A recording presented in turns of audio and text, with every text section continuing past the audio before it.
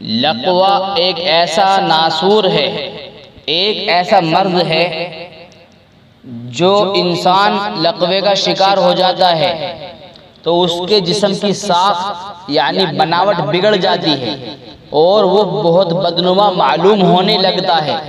لوگ اس کو دیکھنے سے گھبراتے ہیں اور ڈرتے ہیں، اسی لیے لقوے سے بچنے کی قرآنی دعائیں پیش کی جاتی ہیں۔ لقوے کا علاج۔ لقوہ ایک نامراد مرض ہے اور اس کے علاج میں کئی قسم کی دشواریاں پیش آتی ہیں۔ بہرحال صبر و تحمل سے ذیل کے اعمال سے اس سے بفضلہ تعالی مکمل نجات مل جائے گی۔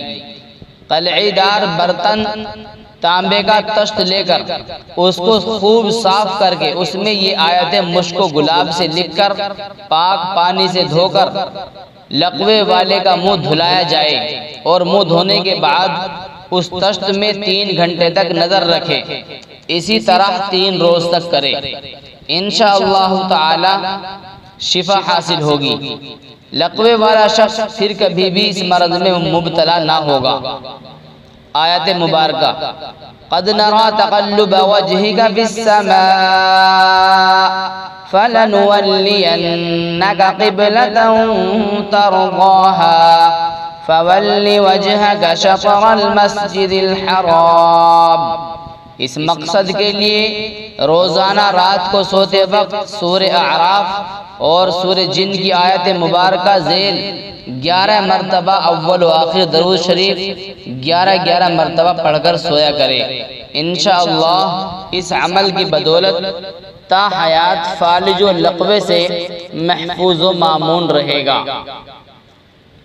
آیت مبارکہ یہ ہے: ان ربکم اللہ الذی خلق السماوات والارض فی 6 ایام ثم استوى على العرش يغشي الليل النهار يطلبه حثيثا والشمس والقمر والنجوم مسخرات بأمره ألا له الخلق والأمر تبارك الله رب العالمين ادعوا ربكم تضرعا وخفيا إنه لا يحب المعتدين ولا تفسدوا في الأرض بعد إصلاحها وادعوه خوفا وطمعا إن رحمة الله قريب من المحسنين قل أوحي إلي أنه استمع نفر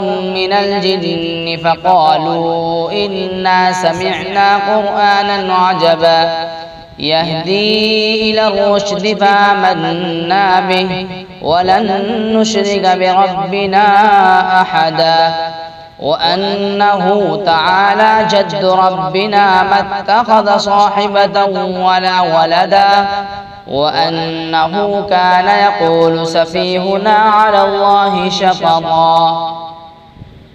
باوضو حالت میں روغن زیتون لے کر اس پر سورہ مریم شریف 41 مرتبہ، سورہ یاسین 41 مرتبہ اور سورہ جمعہ 41 مرتبہ اور درود پاک شفا اول و آخر 41 مرتبہ پڑھ کر اس تیل یا روغن کو دم کریں اور پھر اس سے قدرے تیل لے کر متاثرہ جسم پر آہستہ آہستہ مالش کریں اور ساتھ ساتھ درود شفا بھی پڑھ کر دم کرتے رہیں۔